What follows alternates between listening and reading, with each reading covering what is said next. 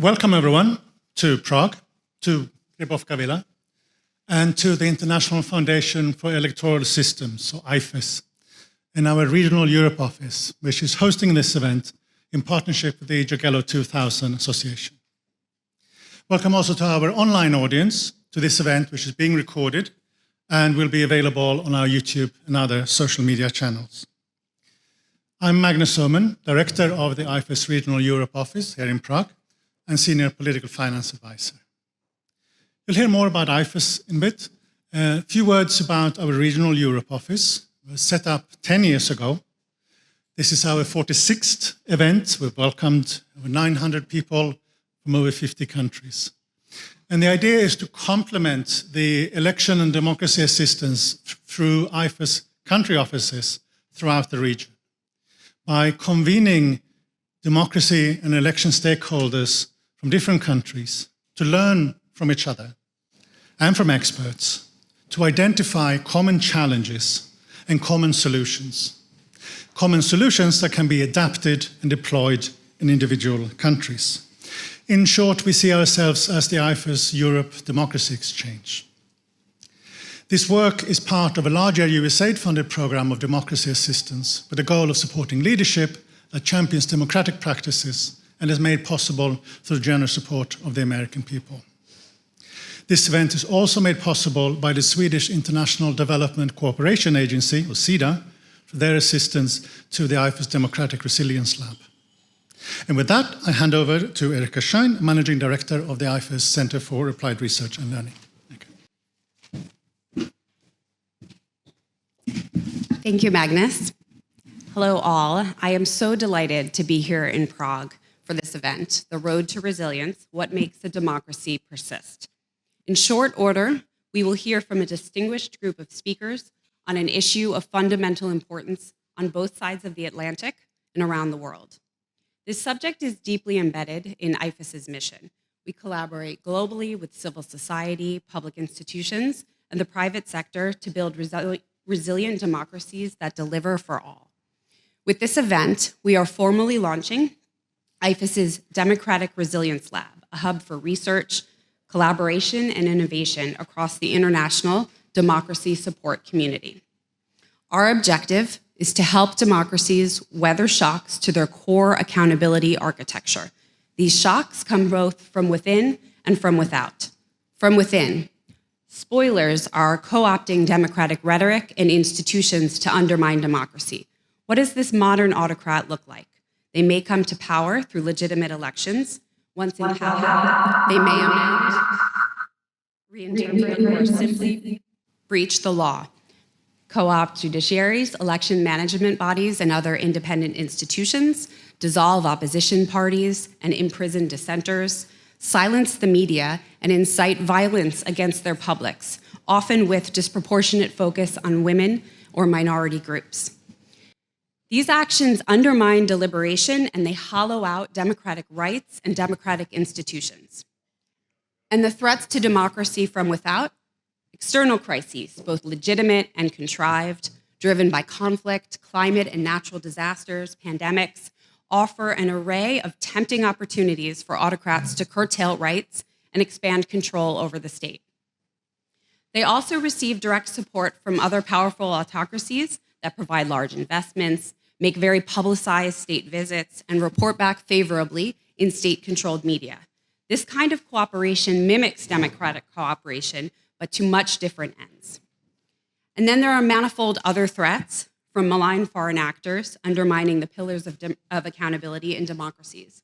For example, the flow of illicit finance across borders and right into elections. To meet these challenges, the democracy community requires its own coordination, cooperation, and considerable investments in democratic resilience. This requires complex decisions. The IFES Democratic Resilience Lab aims to generate evidence and insights into the forms of support most likely to succeed in different scenarios. We can't do this alone. Our goal is to partner with others, including civil society, government, intergovernmental organizations, academics, private sector actors, to do this work. There's room for everyone in the conversation and everyone is needed.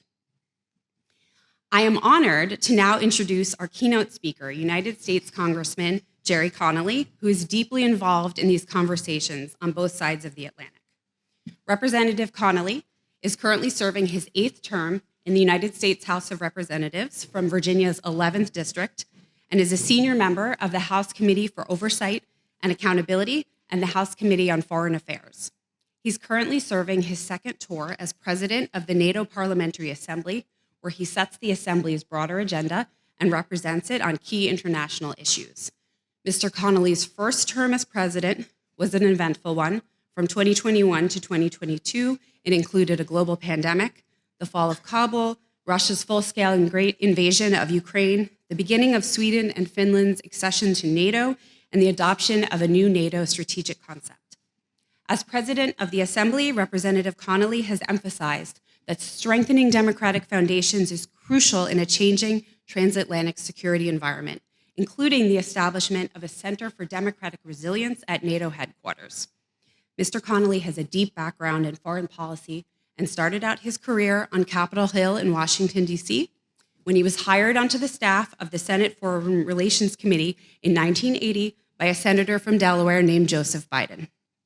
Representative Connolly, we are delighted to hear from you today.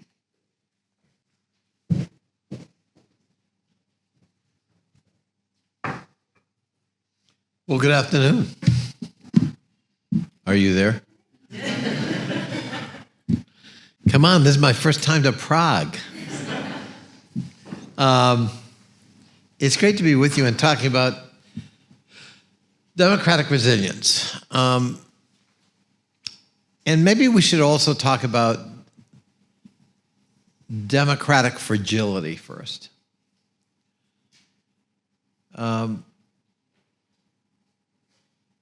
We're in Prague, where the sparks of a democratic government were wiped out with Soviet troops and Fifth Communist Party provided the Soviets to overthrow that government, which the West had hoped would be, in fact, part of the Western alliance after World War II.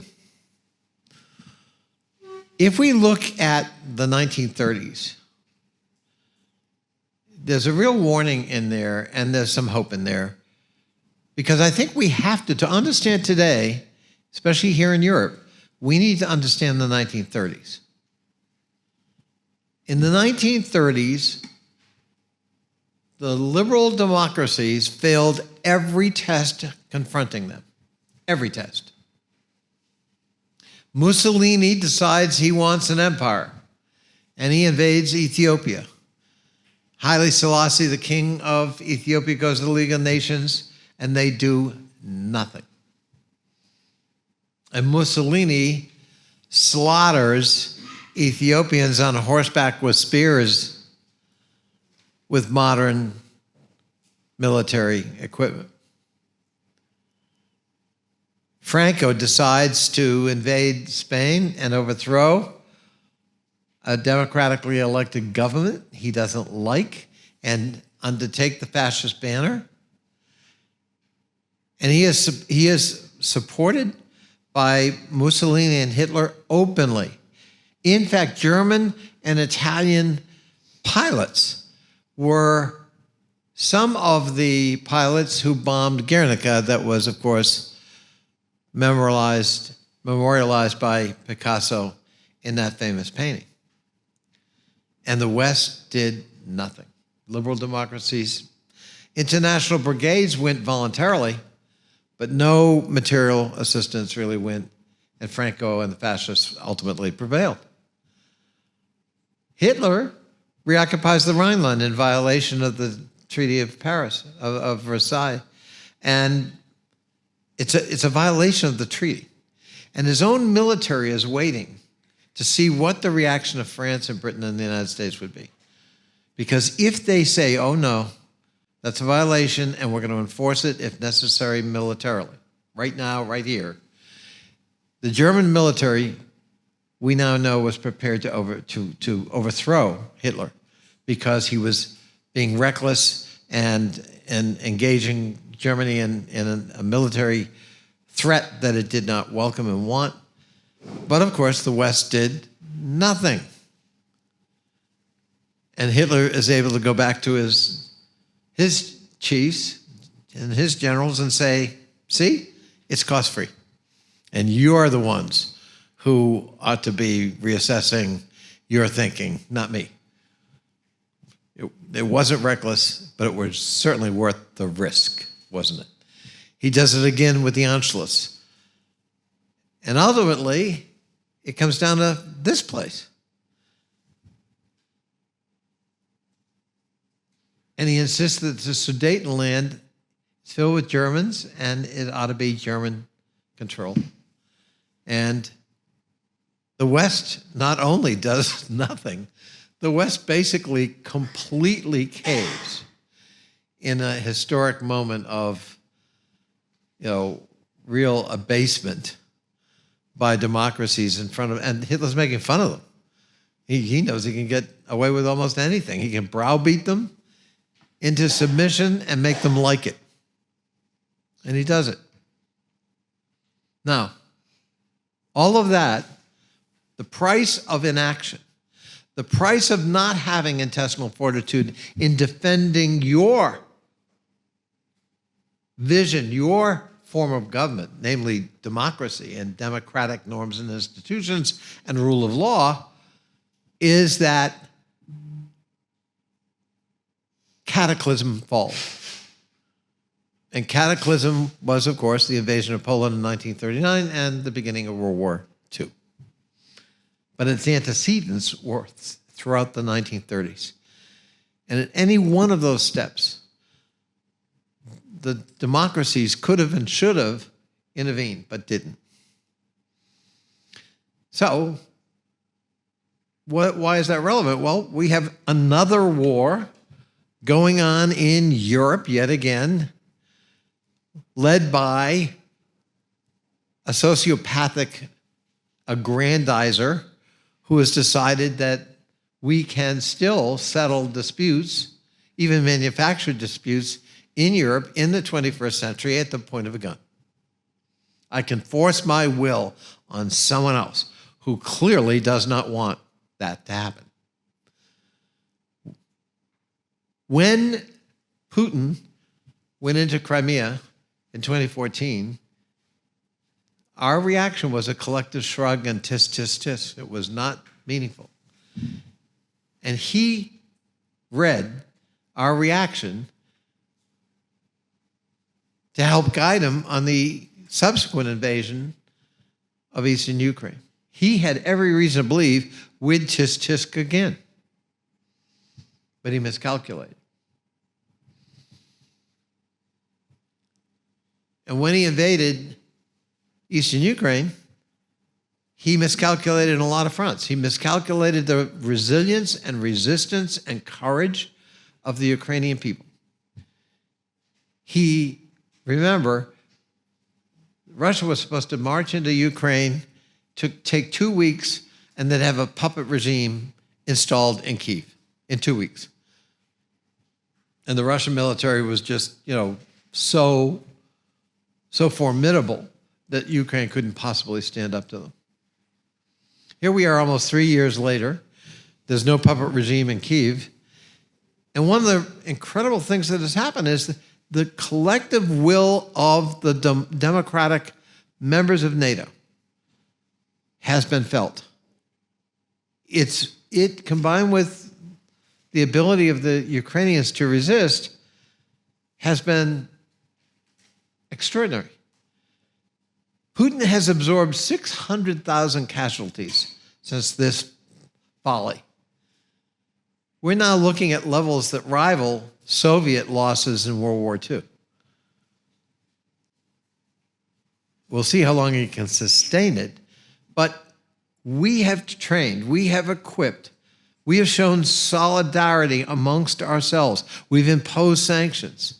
We didn't do, which was nothing, what happened in the 1930s. I think also we have sort of allowed magical thinking to drop from our minds with the brutal invasion of Ukraine too. I can tell you that prior to that invasion, there was a lot amongst us of kind of wishful thinking. Well, Vladimir Putin's, you got to understand, he's a Russian nationalist. He kind of really resents the fall of the Soviet Union. You got to give him some space, but he doesn't mean, he's not going to, you don't think he's really aggressive and going to hurt anybody, do you? We were hearing that kind of thinking the week of the invasion. The United States government had to bring intelligence to Europe and share it even with Ukraine and our allies who did not want to believe the Russians were massing to invade Ukraine. That kind of magical thinking has disappeared, thank God. Because we now understand the threats are real. And one of the big differences between Putin today and Hitler in the 30s is NATO. The one thing Putin has respected, maybe the only thing he's respected, is NATO boundaries. He dare not cross a NATO border into a NATO member's sovereign territory because he knows Article 5 is real. 75 years on, it still has power to deter, to warn, to organize, to collectivize. Now, all of that's good, that we've marshaled our resources. We haven't repeated what our antecedents did in the 1930s, which was nothing.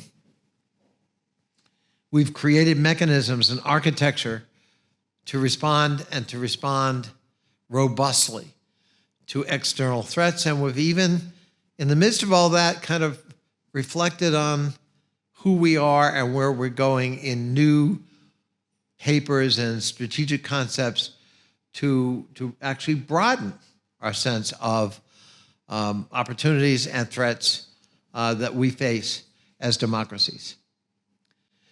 But we have to create, and I really salute IFES for championing this as well, we've got to create operational architecture in NATO. NATO's 75 years old.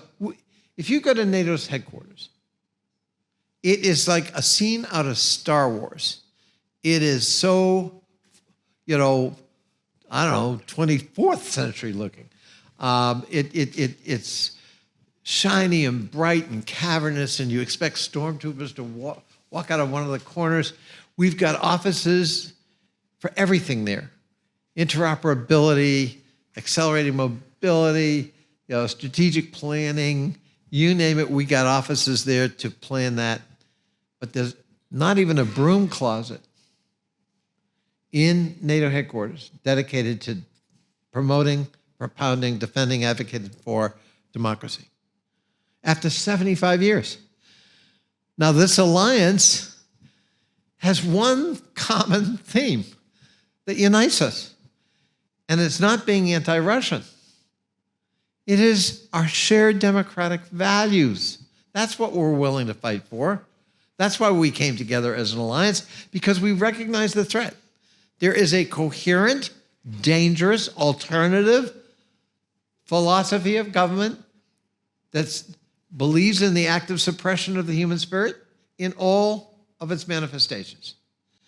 Believes in crushing dissent, political pluralism,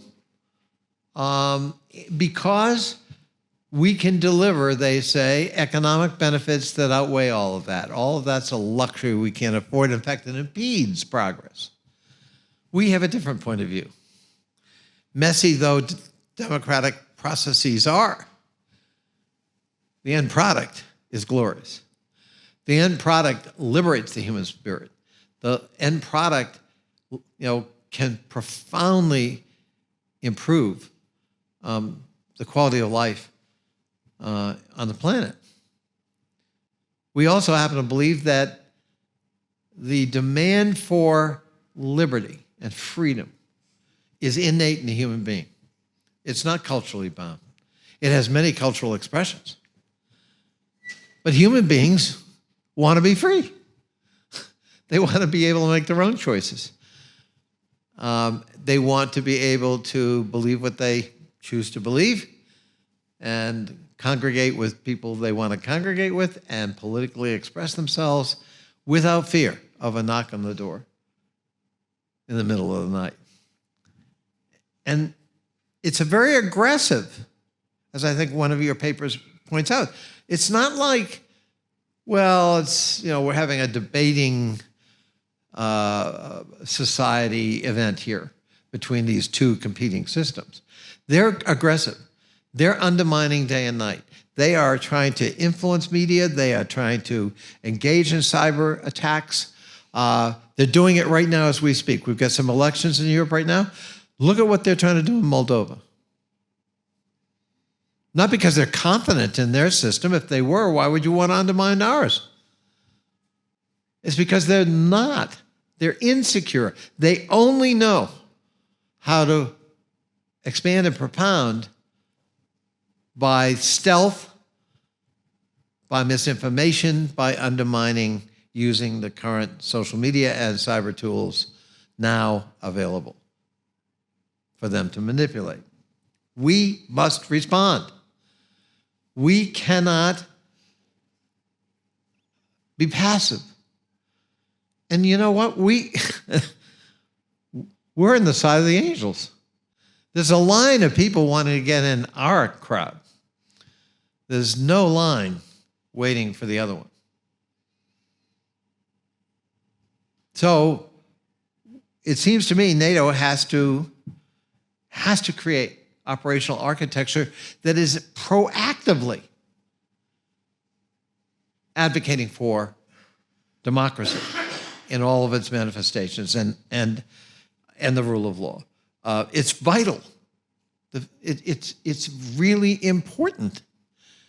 And don't believe that, well, is liberal democracy tired and I don't know. And that's not true.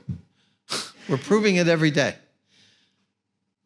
We're proving it every day that we are resilient and that we're robust and vigorous and that we represent what most human beings aspire to be a part of, including Ukraine.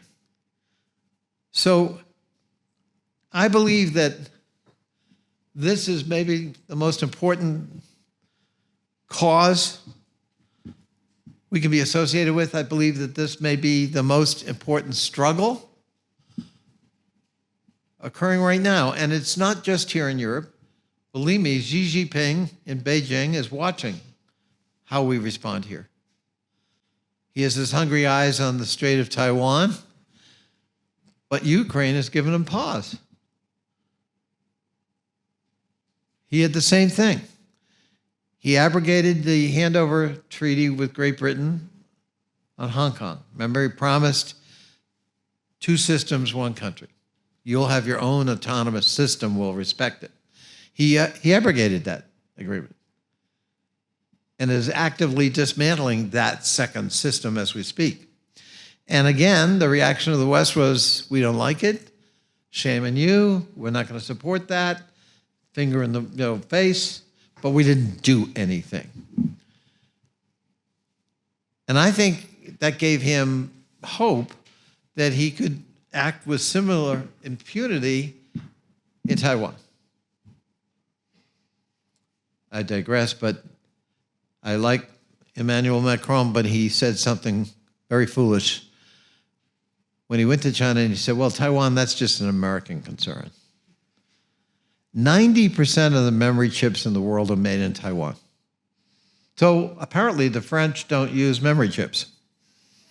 That's just an American concern. And if the Chinese mainland gets their hands on that incredible concentrated capacity, I assure you, it won't be for the good. So what we're doing in Ukraine, Xi Jinping has to pay attention to that. All of a sudden, he thought he understood us. No one understood that we'd do this. and that it would last this long, and that we would hold the coalition together. We wouldn't fall prey to fatigue because the stakes are so high. We must win this struggle. It's not easy.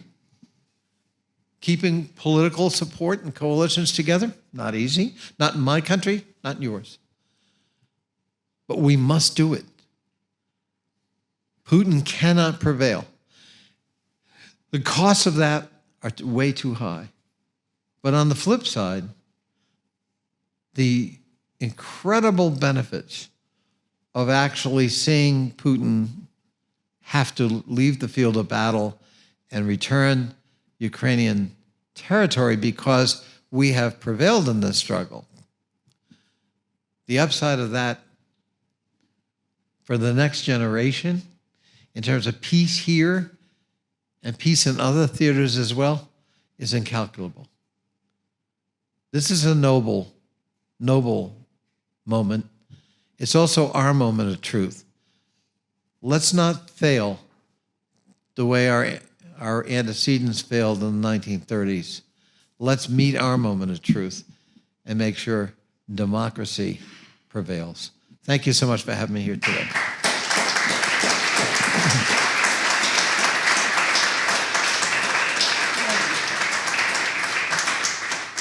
Sorry, I got a little jet lag, I forgot. I'm going to take questions. Yeah. Who'd like to ask a question? Or make a statement?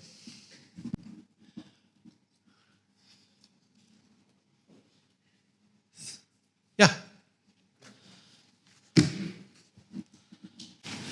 I'm on board with what you're saying, yet despite all the money being given to Ukraine and the military assistance, is it enough? Is it enough? Has the Biden administration ensured what Ukraine needs to actually turn the tide and not merely freeze the situation? So, yeah, I guess that's a highly subjective kind of question that I could give a highly subjective kind of answer. So let me just say, I think the Biden administration deserves a lot of credit even before the war broke out, in warning people. Our intelligence was pretty compelling. And secondly, leaking, classified material, what Russia's plans were so that we thwarted their ability to, be duplicitous or, get an end run on Kyiv or whatever. So we kind of were ahead of them 2 steps, and that really was a very smart and useful thing to do, not done before. The United States has provided well over $100 billion of aid, depending on how you count, and the Europeans have more than matched that. I think in the early stage of the war, the preoccupation in Washington and in many places here in Europe was, don't go too far. Don't provoke the Russian bear. Let's not give Putin an excuse to expand. Let's not, God forbid, allow anything that could introduce tactical nuclear weapons to the battlefield. So we got to contain this. And hopefully Putin sees the light of day. Maybe we give him a bloody nose and he decides this isn't worth it. False hopes again, but all right. And so you saw this sort of tug of war where the Ukrainians were saying, okay, I was involved in this personally, so I was dealing with Ukrainian counterparts. And the first week of the war, they needed helmets and armored vests to go into battle, and they needed, bullets. Later on, it was tanks, and it was F-16s, and it was cluster munitions, and of course, ATACMS and long-range artillery. In every case where they would say, okay, this is what we need, it was interesting. Our allies kind of pressed us to say yes here in Europe. It wasn't the other way around. And ultimately, in almost all cases, the Biden administration said, okay, all right, yeah, if Germans are willing to provide tanks, I guess we should do. If Poles are willing to train, F-16 pilots, I guess we will too. On and on. So it's ultimately had a good outcome, but it has been a torturous process at times. And I think it's for good reason, but it's hurt the Ukrainians. And even our last tranche, many in my party want to praise the current Speaker of the House for allowing a vote on a Ukraine aid package, which was, I think, $61 billion.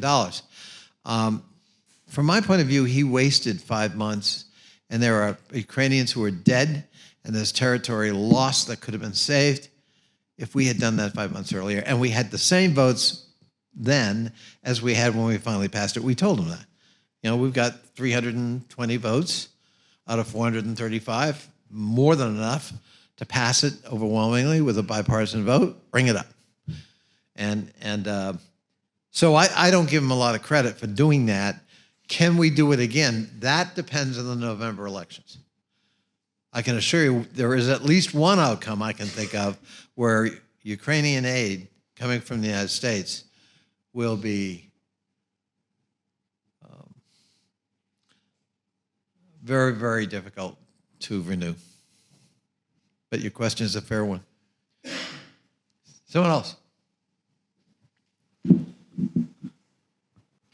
Thank you for your speech. It was very spiritual. I'm from Ukraine. My name is Olga. I'm from civil society. And thank you for your support. For sure, it's even more important now than it was in 2022, because we have a feeling that the world is under the chaos, and the next year will be crucially important for Ukraine to stay as a state and to stabilize the situation. And I have to highlight that democracy is a very weak system without power, and without powerful support of big organizations, without coalition across these values, everything will be destroyed by Russia, China, Iran, Northern Korea. You know that Northern Korea soldiers are already deployed on Ukrainian territories. That's why it became a huge and big problem, not only for Ukraine, but for Korea, then you mentioned Taiwan, and so on and so forth. But I have to ask two questions that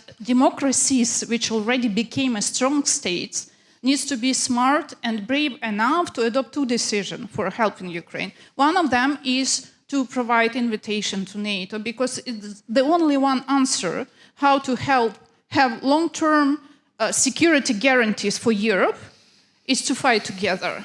I know that none of the soldiers from Czech Republic do not want to spend their lives in Ukraine, but it's about it's about defending the future, this land against the big war in Europe. If Ukraine will lose this battle, next countries will be under the NATO umbrella, but it means that NATO will have to fight very soon. So my first question is about... I'm sorry, that NATO will have to what very soon? NATO will have to fight because Putin will invade NATO country for sure when Ukraine will fail this war.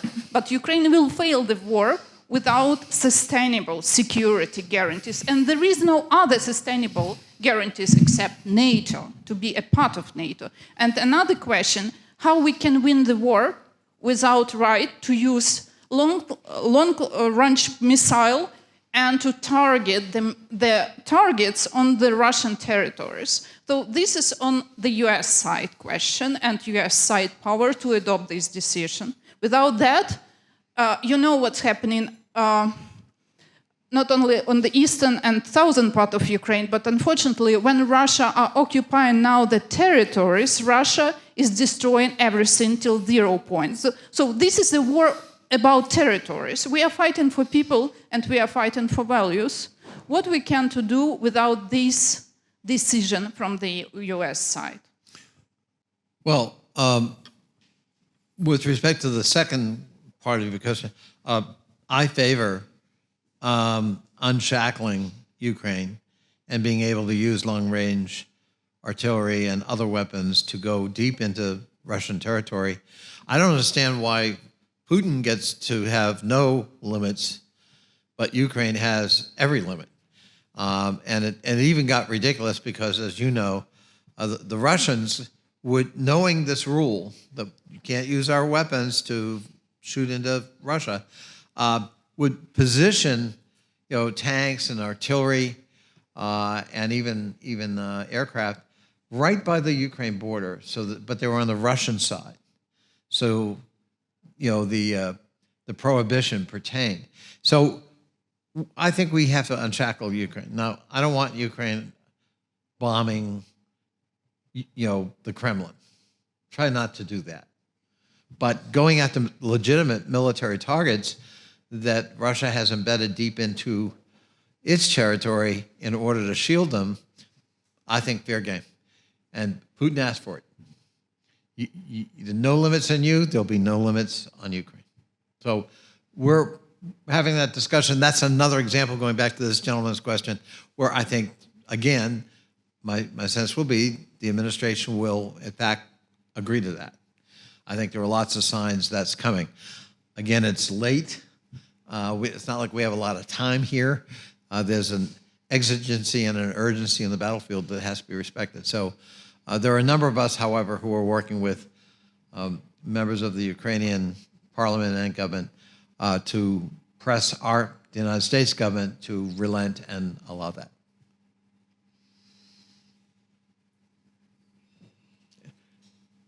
One more?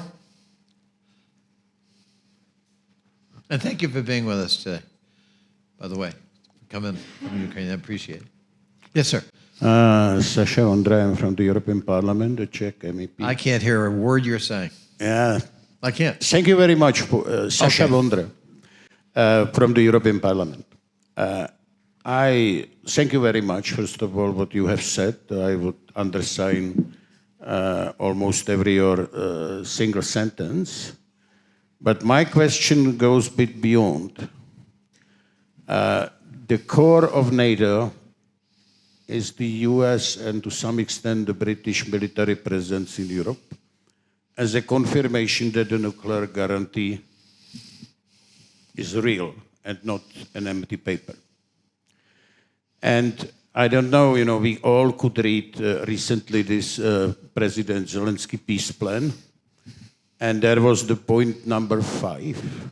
I don't know whether you have read this, but this point number 5 has raised many questions in my mind whether it was a reasonable proposal. The proposal is that the Ukrainian soldiers could one day substitute the British or American soldiers in Aviano in Bavaria. So the soldiers which comes out from the non-nuclear country would substitute the soldiers which are sent by the nuclear powers. And I don't know what is the logic behind, but I see, the question is, about the perception of this proposal in the United States. Because, it can turn a very dangerous route. Was the intention to say, look, your boys can go home to the United States, you will save some money, our heroic Ukrainians will take care of the responsibility in Germany or Italy or elsewhere. But then this is the end of the NATO core commitment. Or it could be intended that the American boys will move to Ukraine to extend this nuclear guarantee for Ukraine, then fine, I am very much in favor. And then that they would not extend the scope of their military presence in Germany, then the Ukrainians will come there. But I'm not sure whether it was intended in that direction. And my question is, if this is at stake, the debate about this particular proposal, what do you expect as a reflection in the United States, and whether this reflection can have some serious impact on the NATO NATO's future, because it's again the nuclear deterrence confirmed by the presence of the US military soldiers here in Europe.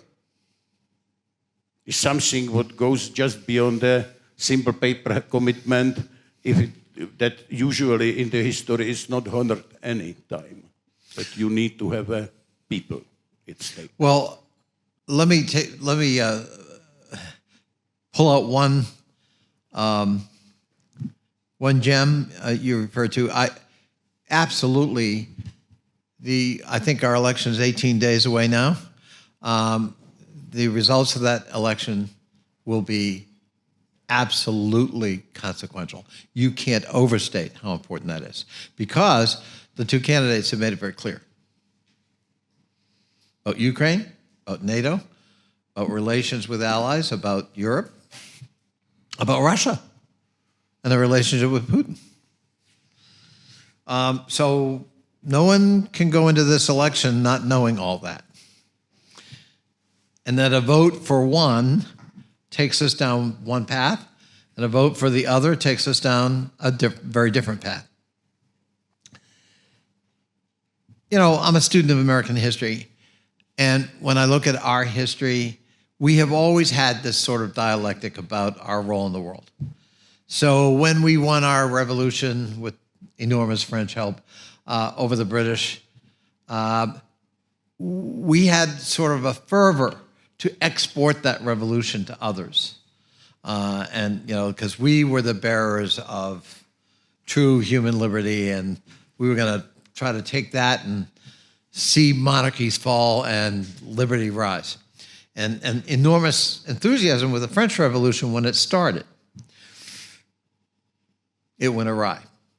But you got to remember, George Washington, you know, in his farewell speech talks about no foreign entanglements. Stay out of the business of those people. You know, focus here. It's only dangerous. And we kind of have historically cited that when it's convenient and then ignore it when it's not. We got into the colonial game very late compared to Europeans. But we did it with enthusiasm in the Spanish-American War, and was still paying the cost of that in Cuba. But so you know, there is this duality to the American persona on the world stage, and I think, believe it or not, I think America has never quite gotten comfortable being the world's dominant player. Us? I mean, after World War II, there was exuberance and we loved it. But the idea that we'd inherit some kind of mantle of responsibility forever. And, you know, there are many ways of looking at that. You know, we live in a complex world. The United States, for good or ill, is a beacon of hope and can also be a source of problem. We have to try to walk humbly, but also lead, because we are powerful and we do influence things profoundly, and we have the resources and are willing to invest them. So bring all that together for the common good.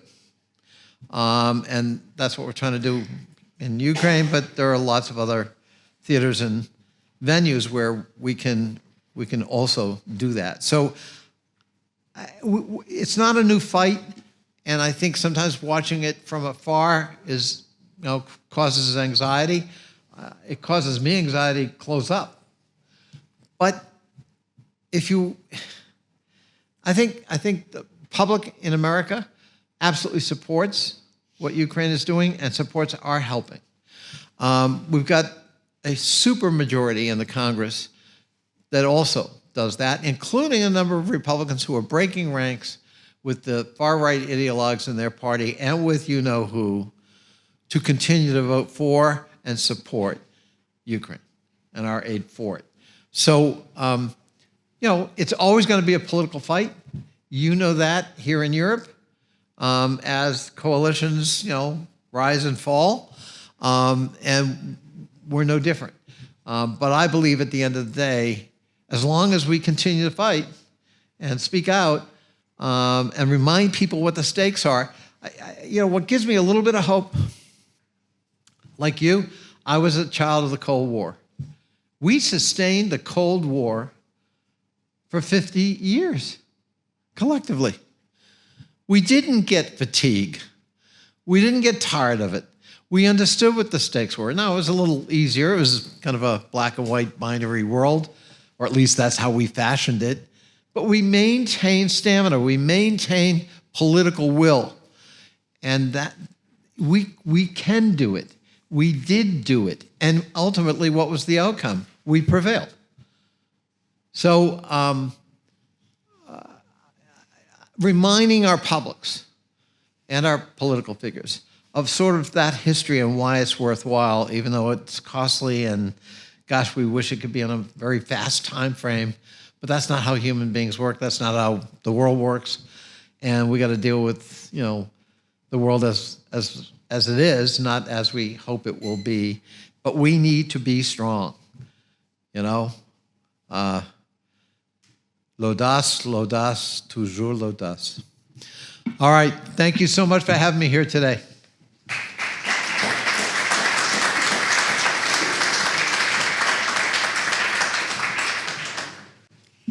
Thank you so much to Congressman Connolly for the keynote remarks and for taking some questions. Now I am pleased to introduce you to my colleague, Dr. Cassie Emmons, who's the Global Democracy Data Advisor at IFES, and she's my co-author on the first of our 2 papers out of the lab and the editor of our second publication. Dr. Emmons will share some key findings briefly from both papers here today, and then we'll move into our panel discussion. So thank you. Good afternoon. The Democratic Resilience Lab was founded in response to a few prominent issues. First and foremost, democracies have been deconsolidating at an alarming rate since the end of the 2000s. This is not a new statistic, and by many objective measures, including those put out by the Variety of Democracy Institute, in the end of 2023, over 70% of people in the world were living in an autocratic regime. And if you look 20 years prior, there were 5 times as many people living in actively autocratizing regimes than there were in 2003. At the same time, autocrats themselves are getting more creative and more efficient at entrenching their grasp on power through innovative techniques facilitated by modern technologies. These trends together pose a very significant challenge to democracy advocates everywhere and demand a reassessment of how the democracy support community as a whole can rise to the challenge. The 2 recent publications out of the Democratic Resilience Lab, which Eriko just mentioned, here we go, which you received prior to this event and you can access again here at this link, endeavor to make the concepts of democratic resilience, democratic backsliding, and autocratic collaboration both practical and actionable for the international democracy support community. It is our contention that if we can identify the many tactics authoritarians are using and recognize early warning signs of those tactics, we can design interventions such that we can foster greater democratic resilience to those evolving threats. So today, I'll begin with a very brief discussion of the modal authoritarian playbook. We've had some very comprehensive overviews of that already from both my colleague and from Representative Connolly. But from there, also looking more deeply at this evolving threat of autocratic collaboration, looking at how we can reconceptualize democratic backsliding and then what democratic resilience brings to the conversation.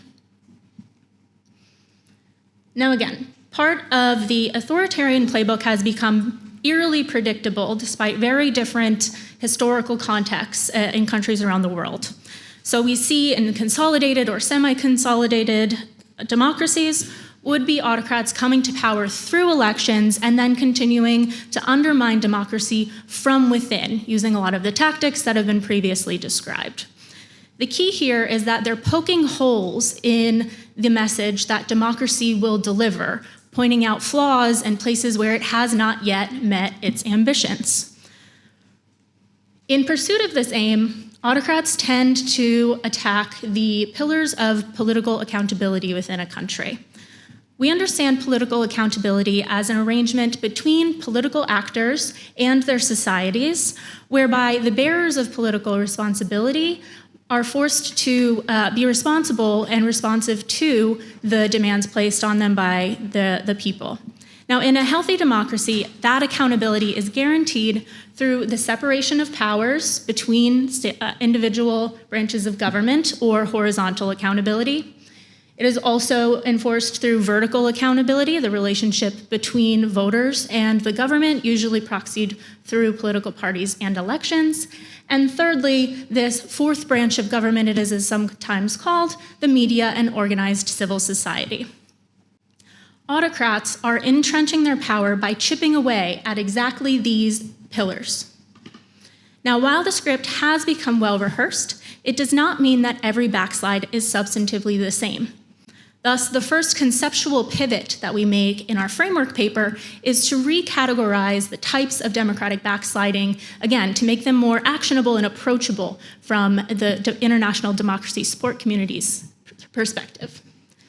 The first category, thus, is democratic erosion.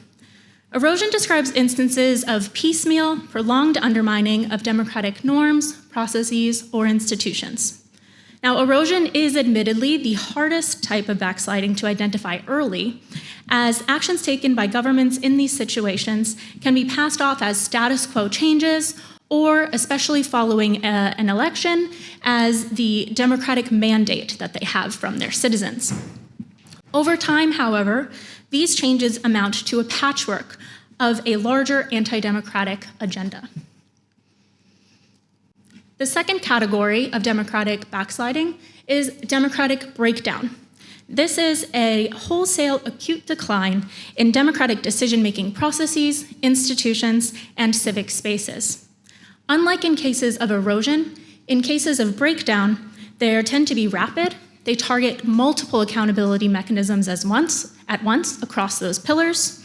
And even in the face of vocal international criticism, they tend to be very brazenly approached. The third category then is autocratic deepening. Autocratic deepening is the elimination, complete elimination, of democratic space, qualities of governance, or institutions that we get a glimpse of in what are called electoral autocracies.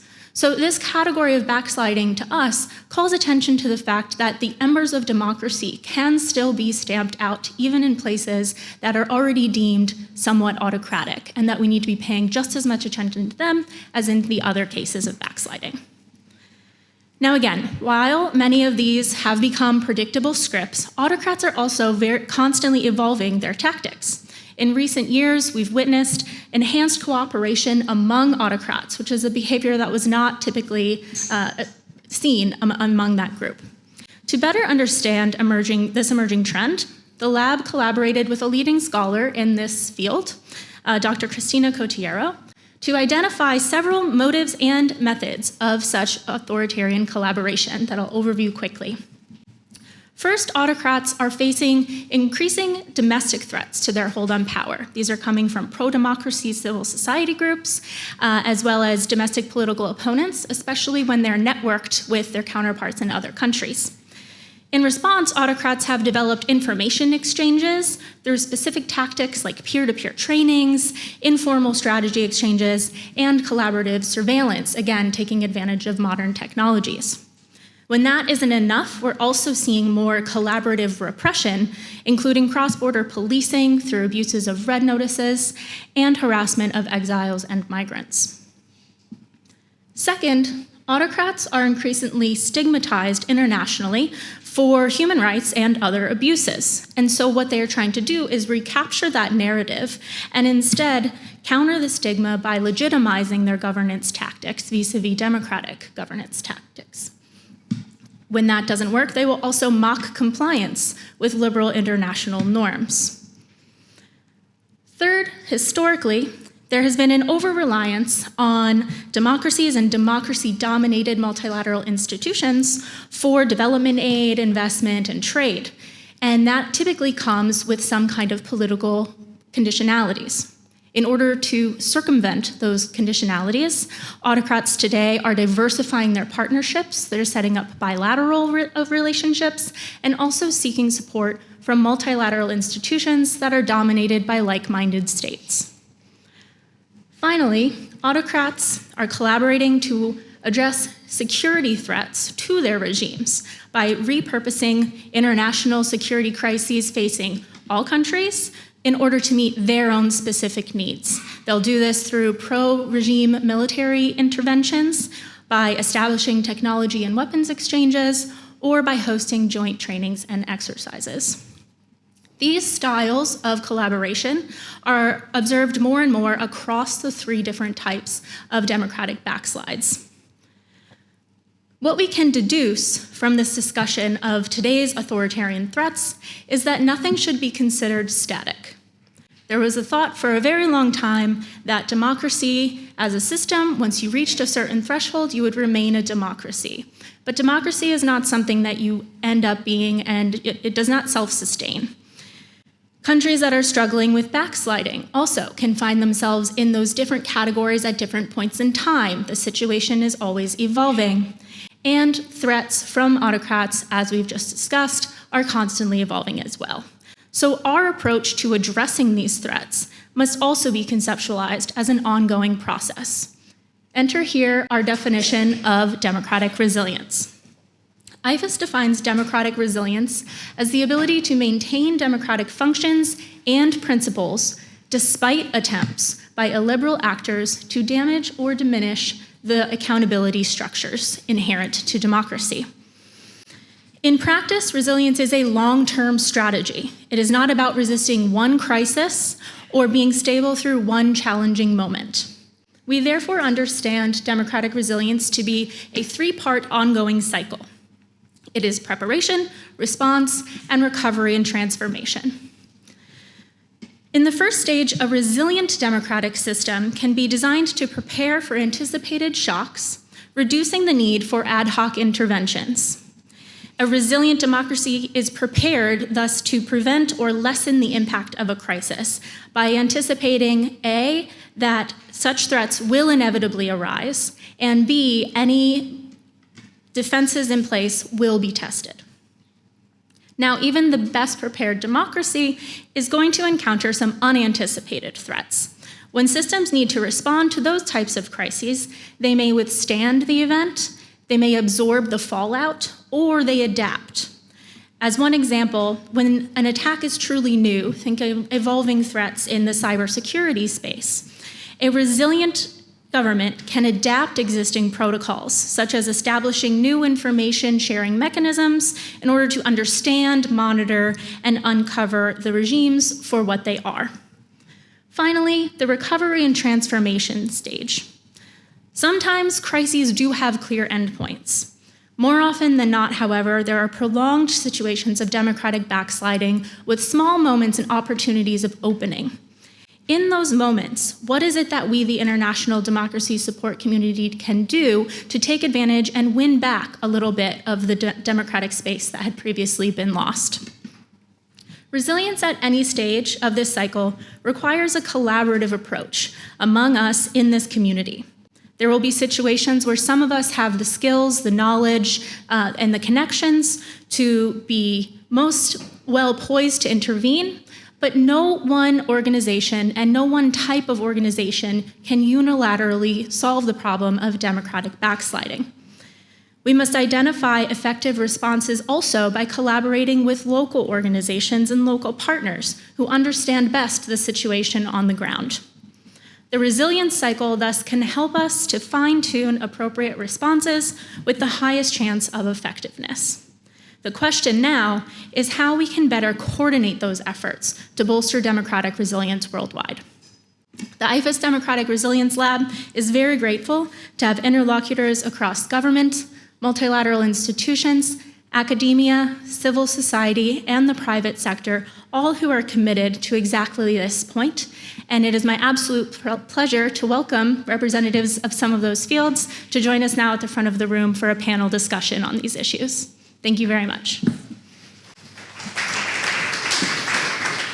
Yeah, okay, thank you. Thank you so much to Dr. Emmons for presenting our first two papers.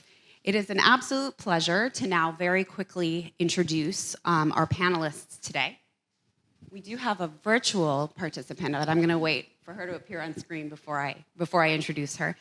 So we'll go down here. We have Monika Ladmanova, who is the head of representation at the European Commission, of the European Commission in the Czech Republic. We have Olha Ivazovska, who's board chair of Opora, Ukraine's premier domestic election observation network and democracy think tank. We have Joe Brinker, who is the policy fellow for democratic resilience at the NATO Parliamentary Assembly. And now I'm very pleased to introduce Shannon Green, who serves as the assistant to the administrator of the Bureau for Democracy, Human Rights, and Governance at USAID, the United States Agency for International Development. So thank you all for joining us today. I wanted to get started with a really simple, straightforward question that I'm going to ask to a couple of our panelists. What would you identify as one key prominent threat to democratic governance today globally? You only get one. I think I will start with ATA Green on the screen. Wonderful. Thank you so much. Well, in the interest of time, I will point to one very prominent threat, which is information manipulation. Representative Connolly talked about how information manipulation is being used by Russia, PRC, and others to undermine faith in democratic institutions and processes. And we're seeing that in the lead up to this weekend's elections in Moldova, where Russia is engaged in information manipulation efforts to undermine the candidacy of President Sandu and prospects for EU integration. So this is an issue that USAID has been quite seized with, as we see it affecting our programming, not only in democracy, human rights, and governance, but actually across all of the different development sectors in which we work. Thank you so much. I'm going to surprise Mr. Brinker and ask him the same question. By the way, it's good to see Shannon. Hi, Shannon. It's been a long time. And I'm glad you didn't steal my answer. For me, I would say that the biggest concern I have is with trust. Trust in democratic processes, trust in the system. When you think about our democratic processes and our democracies, they're based heavily on trust. And when you look at the types of disinformation attacks that are occurring against our systems, it's largely aimed at eroding that trust. If you look at the electoral systems themselves, eroding trust in how leaders get elected is really pernicious, because if you don't trust or have a shared agreement about how leaders are selected, then things go downhill from there. So I think that's really a concern. And obviously, when you look at the amount of damage that's been done to faith in traditional media, that's also a question of trust. And then when you look at the way groups of people are interacting with each other in an algorithm-driven world, that world is pulling people apart more than it's bringing people together. And so I think all of that rests on trust. We've got to work on that. Thank you. Ms. Ladmanova, would you like to address the question? Yes, thank you. Hello, everybody. We all agree that the democracy is under attack, and this comes from different actors, be it foreign actors or internal actors or state actors or non-state actors. And we all agree that they use the new methods, which are much more efficient and harder to track, but also easier to deploy thanks to the digitalization and social media. So the information space, while the editorial content is now less important and everybody can be a journalist, that there is a self-generated content by everybody. This is leading to bigger freedom, but also to the bigger threat, while around us there is a very profound change in how we operate, how we do business, how we communicate, how we do politics. Everything is changing. It might already change, but the change was so deep and so fast that it also created a lot of anxiety. So I think that to this information space development and to the trust, I would add this anxiety. Thank you. And we'll come back to you in a moment for another question. But first, Ms. Abazovska. Thank you. I believe that the global problem for democracy is that democratic governments still do not see connection between free and fair elections and security. That's why many authoritarian regimes, which were not born yesterday, which increased their capacity during decades, now are so aggressive against neighbors, as Russia against Ukraine, and those who had the transition period from the post-Soviet Union space, for example, to democratic space, just destroyed their future. We have to say about Belarus, we have to say now about Georgia. We have to say, I believe so, that if democracies will not have a power to connect the democratic tracks and institutions with security, nobody will fight for having democracies in their own spaces, because authoritarian and totalitarian regimes building the capacity to destroy 21st century as a century which has to be without wars and which has to be without borders, because we have internet, we have flights, we have planes, we can travel from one continent to another continent and to take better from the others. But now we have collecting the insecurity from those who built their capacity during decades, and nobody punished them. That's why it's not a good example for those who wants to increase the capacity from the side of economy. And it doesn't matter that India is a democratic state if India still has a good relationship with Moscow, with Washington, and with Brussels, because it's impossible to be democratic and to have trades with undemocratic countries as China, for example. We forget about the worst examples when authoritarian regime destroyed the future of the nations inside its own states. Nobody is talking about Tibet now. Everyone is talking about Taiwan, but we forget what is happening in China with Uyghurs people and so on and so forth. So we lost the success cases in a fight with authoritarian and totalitarian regimes. And this is the most capable examples for those who wants to be a part of this future alliance in 21st century. Nobody is caring about free and fair elections if foreign interference is so powerful as Russian interference in Moscow, in Moldova, for example, or in Georgia before. So democratic will win as a type of the management if it will have successful stories. Thank you. Ms. Ladmanova, let's talk specifically about Europe and the European Commission. What role do you see for the European Commission once it's confirmed in addressing these types of challenges to democracy? And how do you sort of see the proposed structure of the Commission as a reflection of this need for greater democratic resilience?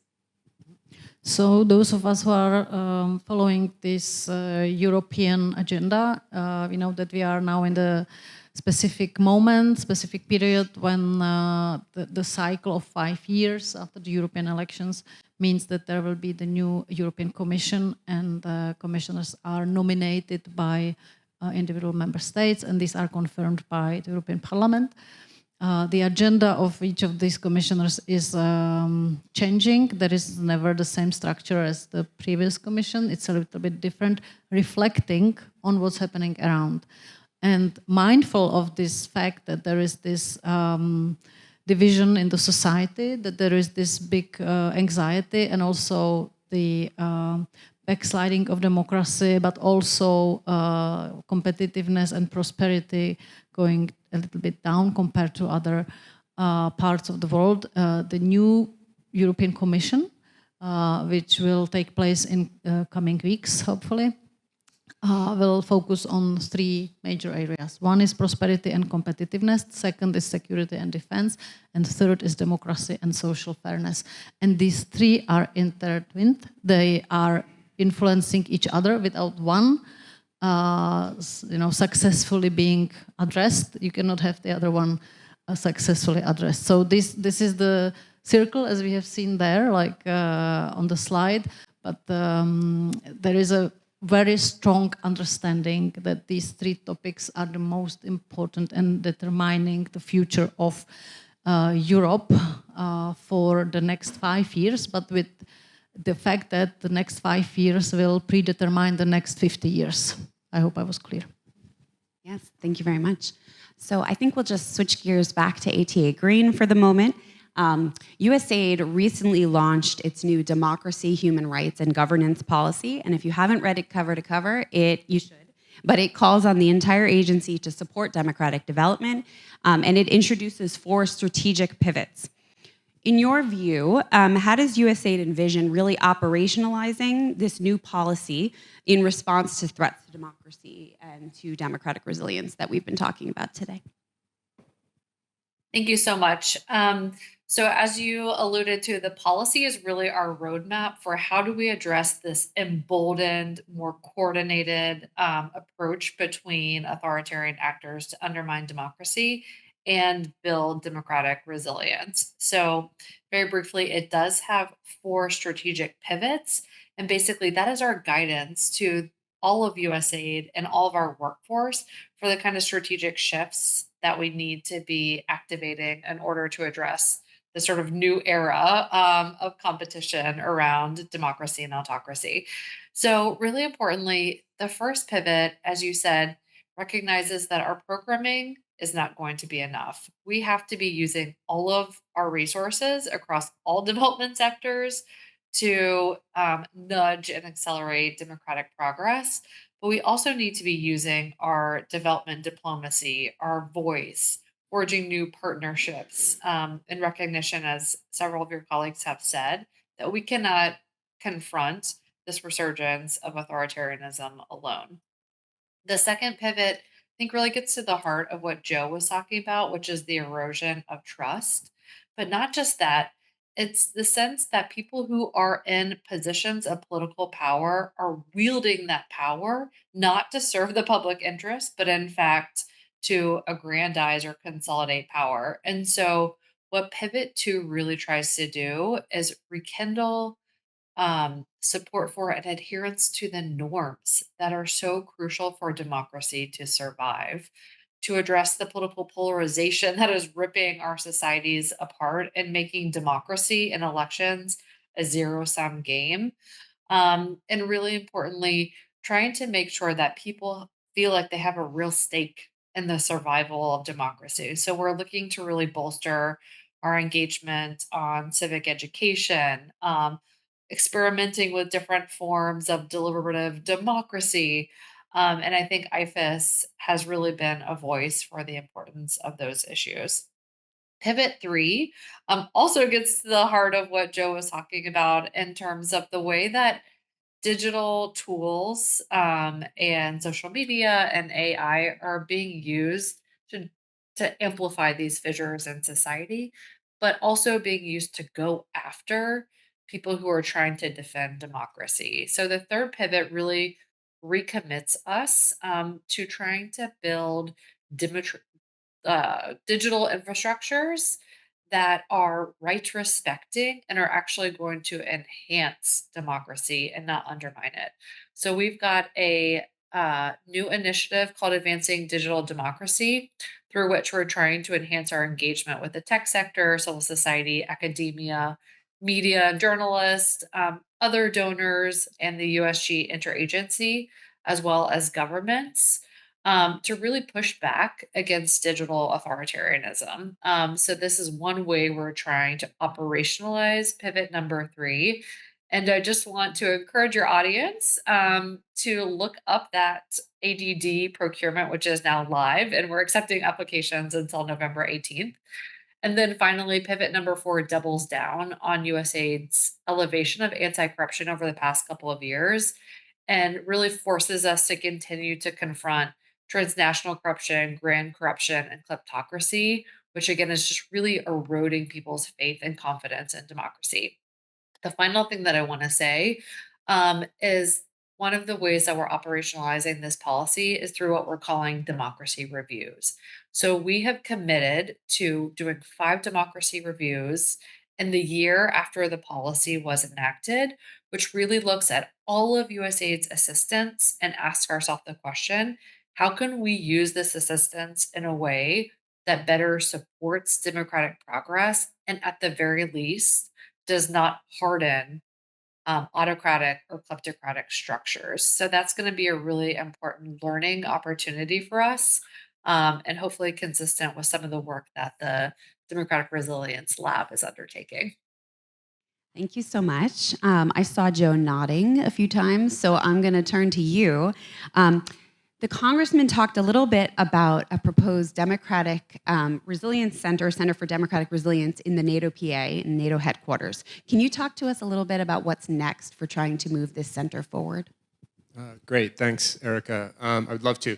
So yes, there is a current push in the NATO PA to have a Center for Democratic Resilience at NATO.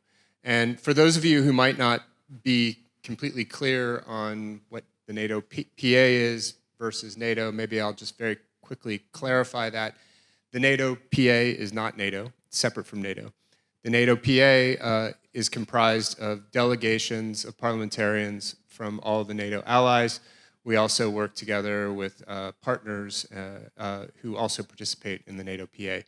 So, and one important difference there is the NATO PA, one of the things it does is it passes resolutions about things it thinks are of importance for the alliance, and it can pass those resolutions with a simple majority, which is very interesting for the conversation because NATO proper operates on consensus. So that's a much higher line to overcome than just passing a resolution with a simple majority.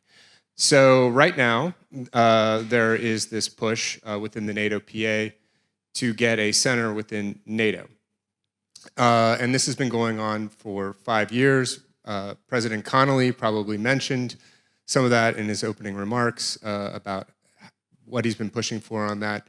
And right now, we're short of consensus by one member, Hungary, which is not agreeing to the center at NATO right now. So we continue the conversation. So that's kind of where we are now. In terms of what we see for a center, it's actually quite modest and practical.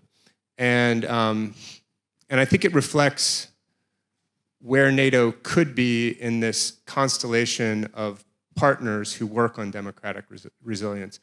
No one envisions NATO becoming a leader on democratic resilience or a leader on democracy promotion. That's not the role for NATO. But it is in the founding charter of NATO that it's an alliance of democracies. It's been reiterated in the strategic concept of a couple years ago, and there are 5 NATO Parliamentary Assembly resolutions supporting this idea. And what it gets at is there's been nothing at NATO up to this point that reflects that NATO often is engaged with the key democracy partners in ways that are done ad hoc by NATO. So, for example, I was on the ground in Bosnia, I was on the ground in Kosovo, I was on the ground in North Macedonia, and I was on the ground in Afghanistan and then engaged in Afghanistan for many years. In all those places, I was working with NATO. And often, I was working with NATO directly on democracy issues, especially on elections. And so when you think about where NATO is in this world, it kind of makes sense that there would be a center that would do a whole bunch of things in recognition of the fact that NATO will get involved in these spaces. It can be a place that builds institutional memory. It can be a place that captures lessons learned. It can be a networking hub. And it can create the types of relationships and linkages that you were referring to with some of the studies from the lab, in that there are many different layers of resilience that come from different actors working together on democratic resilience. You need that kind of redundancy. And so having a center at NATO, while relatively modest, would be a very powerful addition to that constellation of redundancy and interconnectivity that can help us get at some of these issues. For the moment, we're making that drive from the NATO Parliamentary Assembly because we can do that with a simple majority. Thank you so much. We only have a few minutes left, so I want to take a moment now to go back to Olha, because clearly the democratic future of Ukraine is top of mind, and here we have an example that illuminates all of the things Cassie is talking about in the papers and our conversation today. So I would ask you in our time remaining, what is the domestic political infrastructure kind of in line with these accountability pillars that Ukraine should be prioritizing now for a post-war recovery period? And how can this community, the transatlantic democracy community, best engage to bolster democratic resilience? So first of all, thank you for your question. Unfortunately, we don't have a lot of time for speaking about details, but I have to highlight something very important for us. If we will think about democratic recovery as post-war era or period, we will lose this case for sure. Because democracy is not a state of being, it's a process of becoming. Larry Diamond wrote a book about spirit of democracy. There are different examples from Ukrainian current history during last 30 years why we exist as democracy, and we still has democratic governance as a type, as a style, even during martial law period.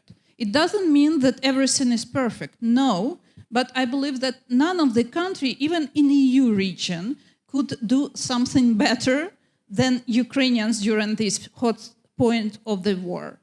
But I have to say that we have to adopt in all the time new and new decisions about post-war recovery, and this is about preparation of post-war elections.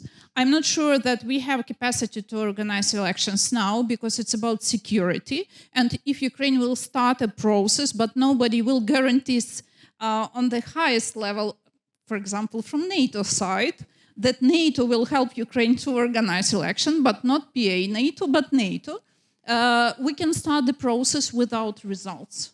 Because one shelling during E-Day will destroy everything in Ukraine, and Ukraine will be the failed state without legitimacy of the power, even if the president will be re-elected, but with turnout of 10%, nobody accepts that results. So, and we will not have legitimized branches of the power, and that's what Russia wants to see and to have in Ukraine. That's why we have to defend what we have now, because last elections were free and fair, and it was highlighted by OSCE, ODIHR, by EU, by NATO, and Parliamentary Assembly of PACE countries, and many, many others. So we have defend what we have now, and we have to work on the legal framework for post-war elections, but it will not be like in Afghanistan. It has not to be like in Afghanistan or some other countries, because Ukraine already has high-level expectations, and our society has high-level expectations about quality of elections. We already had tenses of them, with the good statements from OSCE, ODIHR, and the local society side. So we can't decrease our expectation and quality of the process, and competition, the quality of competition between political actors, because we had before very good elections. I have to highlight that, sorry, I spent 30 hours by train and plane to have this panel, so you have to give me 3 minutes more to visit this event, just this event, and I'll be back today. But during war period, we need to increase the power of society to help Ukrainian government and self-government bodies to adopt the good decisions, transparent, accountable, and inclusiveness of this process is a core for saving democracy during war period without elections. Because democracy is not just about electoral process or e-day, it's about influence of society to adopt the decision directly or via the elected bodies. So this is about the power from the local side, like electronic petitions from the community members has a power now to change the position of the president. We have already few examples, like electronic declaration, it's anti-corruption tools. We know everything about our public servants, everything.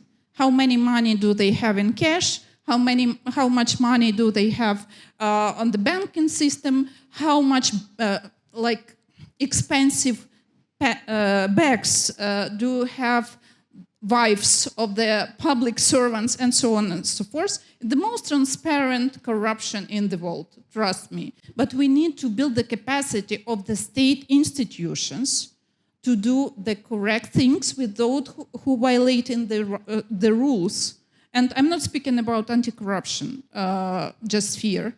But what happened when the parliament decided do not adopt the decision to back to electronic declaration because it was frozen for 2 years because of war? That's why public servants were not very transparent, because it's war period. That's why we do not want to publish information about money, because Russia will use it against us. Sorry, but when parliament decided do not back to this practice, Ukrainians collected 85,000 of signatures and signed this declaration on presidential website. Do you know what does it mean? The president, as a political animal, according to the dictionary, traditional political dictionary, he couldn't change the policy against the position of society, because people signed the petition during 1 day. And he understood that these people will not trust him if he is against the transparency of the public servants. So what does it mean? That we have tools that can help us to have influence, even if the parliament is against, even if the president is against. So he had to adopt the decision, and we have transparency against. Another example, it's about EU accession track. Sorry, but we have fundamentals period. We have 2 chapters which provide us guideline for how work on reforms during this war period. What does it mean? We have to adopt reforms about judicial system, about democracy, about human rights, and many, many, many other policies. So if you want to help Ukraine to exist as democratic system, as democratic state, please help us to go via this track successfully. Because this reform is about democracy, for sure. It's about human rights and political rights. And the last point, I know that you heard millions of times about security during these 3 years, and millions of statements, you read millions of statements that you need to provide some financial and military aid to Ukraine. But without that, our democracy will be the best example for authoritarian regime that democracies are very weak to fight for their future. Last survey which was presented by NDI in Ukraine showed us that now Ukrainian society has 93% of support of democratic track in Ukraine as irreversible system of the ruling and governing for Ukraine. This is the highest level of support during all 33 years of independence.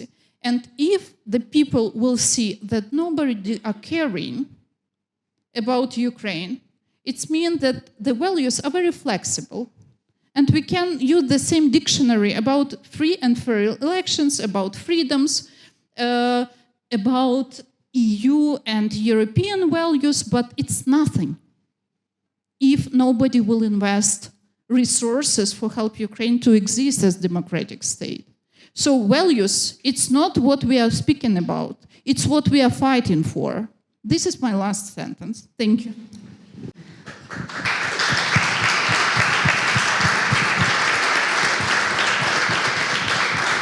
Thank you so much. I'm glad we had our extra. I would have given you 4 minutes, 5 minutes. Really appreciate it. No. This highlights everything we've been talking about today. A huge thank you to all of our speakers today. It has been a distinct honor to be here with them, to be here with you all, to launch IFES's Democratic Resilience Lab, and to gather these perspectives on democratic resilience on both sides of the Atlantic. A special thanks to our audience here, our audience online. As we wrap up, we'd greatly appreciate if the folks in the room, I think, there's a QR code. If you don't mind taking a snap of it and giving us feedback, we love feedback. We want to learn from this event today. And for our online participants, we appreciate your feedback as well, and you'll find a survey that'll pop up when you exit the event. So thank you all so much again, and thank you to our speakers.